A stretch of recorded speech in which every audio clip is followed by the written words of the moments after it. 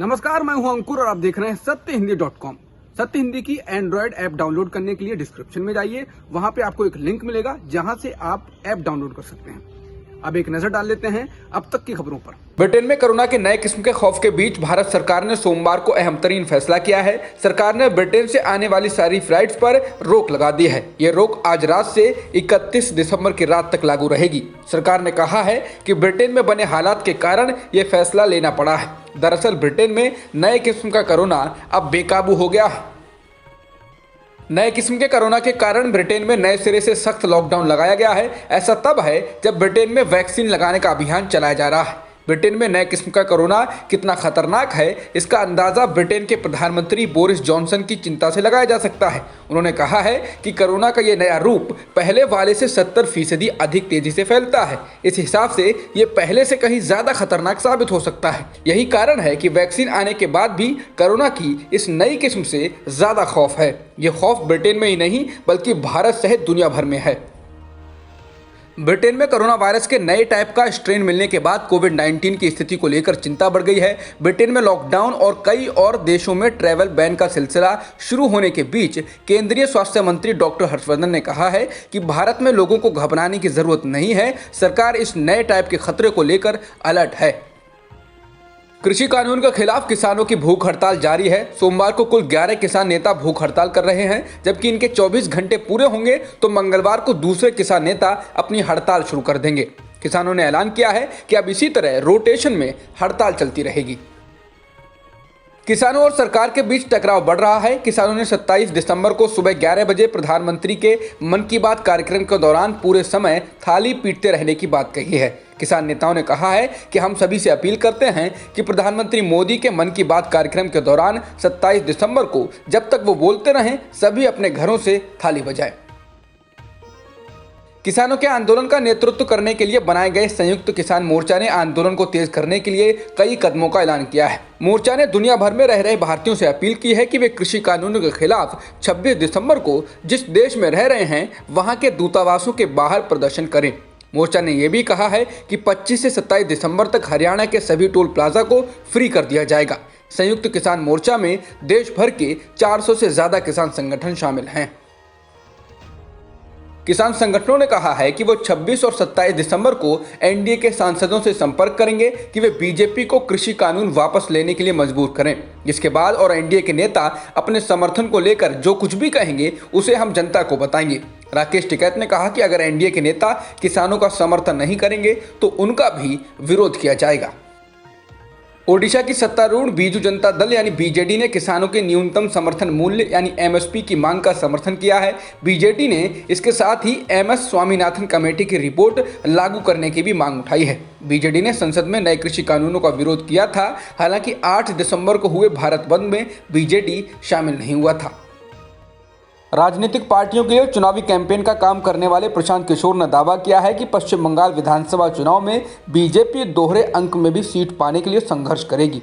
प्रशांत किशोर ने ट्वीट कर कहा, मीडिया के कुछ हलकों में पश्चिम बंगाल चुनाव में बीजेपी को बढ़ा चढ़ाकर दिखाया जा रहा है। सच यह है कि बीजेपी दोहरे अंक में भी सीट जीतने के लिए संघर्ष करेगी।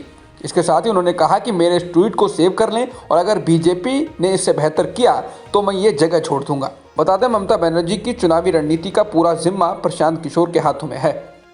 प्रशांत किशोर के चुनौती वाले ट्वीट पर बीजेपी नेता और पश्चिम बंगाल में बीजेपी के प्रभारी कैलाश विजयवर्गीय ने जवाब दिया है। विजयवर्गीय ने अपने ट्वीट में कहा कि भाजपा की बंगाल में सुनामी चल रही है। सरकार बनने के बाद इस देश को एक चुनावी रणनीतिकार होना पड़ेगा।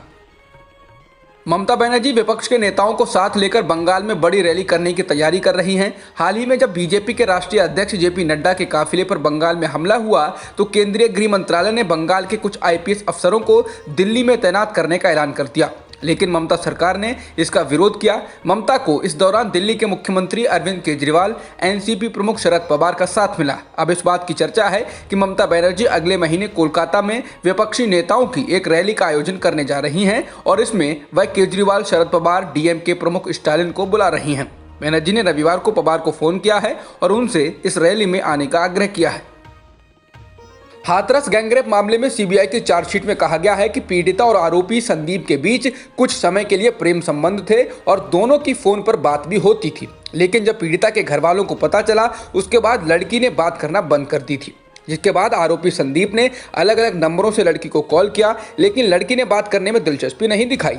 चार्जशीट में कहा गया है कि आरोपी को यह भी शंका थी कि लड़की किसी और से संपर्क में है और इसी कारण वो और तिलमिला गया था, जिसके कारण यह घटना को अंजाम दिया गया। बता दें, सीबीआई ने अपनी चार्जशीट में साफ कहा है कि लड़की का गैंगरेप किया गया और उसकी हत्या भी उन्हीं 4 आरोपियों ने की है। कर्नाटक हाईकोर्ट ने बीएस येदियुरप्पा सरकार को झटका दिया है। हाईकोर्ट ने येदियुरप्पा सरकार के 31 अगस्त की तारीख वाले सरकारी आदेश पर रोक लगा दी है, जिसके तहत निर्वाचित प्रतिनिधियों और मंत्रियों के खिलाफ 61 आपराधिक मामलों में मुकदमा वापस लेने का फैसला किया गया था। हाईकोर्ट ने कहा है कि 31 अगस्त 2020 के आदेश के आधार पर आगे कोई कदम नहीं उठाया जाएगा। अदालत कर्नाटक सरकार के मुकदमे वापस लेने के खिलाफ दायर याचिका पर सुनवाई कर रही थी। भारत में एक दिन में 24,000 से अधिक कोरोना संक्रमण के मामले दर्ज किए गए हैं, जिसके साथ ही देश में कुल संक्रमितों का आंकड़ा 1,55,000 के पार हो गया है और मृतकों की संख्या 1,45,000 के पार हो गई है। फिलहाल एक्टिव मामले 3,03,000 के पार हैं। कोरोना के दूसरे उभार की चिंता से शेयर बाजार में सोमवार को हाहाकार की स्थिति रही। दोपहर 12 बजे के बाद तो गिरावट का सिलसिला ऐसा शुरू हुआ कि सेंसेक्स 2,037 अंक तक लुढ़क कर 44,923 के निचले स्तर तक पहुंच गया। अंत में सेंसेक्स 1406 अंक टूटकर 45,553 पर बंद हुआ। इसी तरह निफ्टी 432.15 अंक टूटकर 13,328 पर बंद हुआ। नेपाल के पीएम केपी शर्मा ओली के संसद भंग करने के फैसले का उनकी पार्टी में जबरदस्त विरोध हुआ है। नेपाल कम्युनिस्ट पार्टी प्रमुख और पूर्व प्रधानमंत्री पुष्पकमल दहल प्रचंड ने ओली के फैसले को असंवैधानिक और अलोकतांत्रिक करार दिया है। साथ ही उन्होंने कहा कि ओली के इस फैसले की पार्टी की स्टैंडिंग कमेटी विरोध करती है। ये पार्टी के लिए पूरी तरह से अस्वीकार्य है। पार्टी ओली के खिलाफ अनुशासनात्मक कार्रवाई करेगी। अब तक की खबरों में इतना ही। बाकी खबरों के लिए बने रहिए सत्यहिंदी.com के साथ। सत्य हिंदी का ऐप डाउनलोड करें गूगल प्ले स्टोर पर।